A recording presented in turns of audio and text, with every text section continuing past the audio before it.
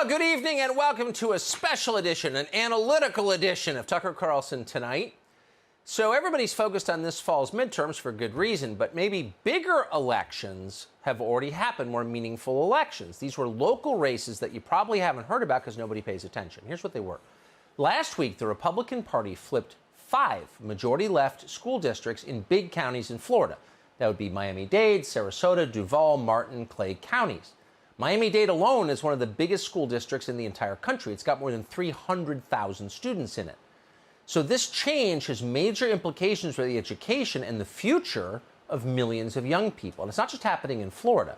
A Texas school board that flipped the Republican Party earlier this year is already working to change things. They just voted to ban race hatred and gender cult ideology in schools. So there may be a lesson here. Let's say you're a Republican running for Congress in November. You might be wondering, how did these Republicans win at the local level?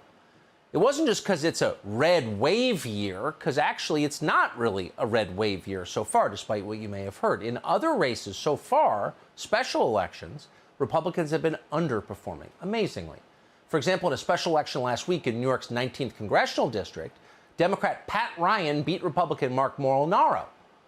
Now, in a red wave year, you would have thought the opposite would happen. This was a very tight district. This district went for Joe Biden by only 1.5 points in the last election.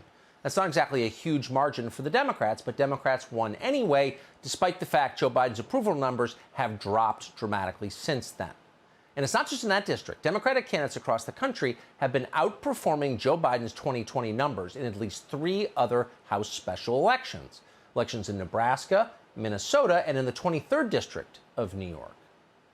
So why is the question? How could this be happening? Well, the Democratic Party has a really simple explanation. Abortion. Everything's about abortion. Democratic voters are really mad about Roe v. Wade being repealed, and they're voting in bigger numbers.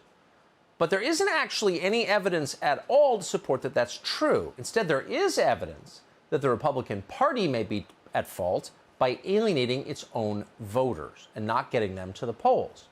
Ryan Gardusky has done a lot of work on this. He runs the 1776 Project PAC. He supported those Florida school board candidates who won last week.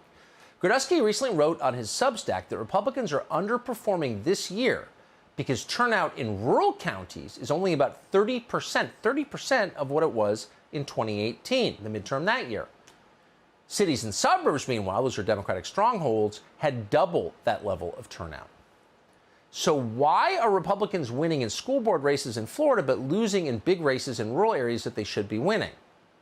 Well, the answer might lie with the candidates and what they're talking about in those districts. For example, in February,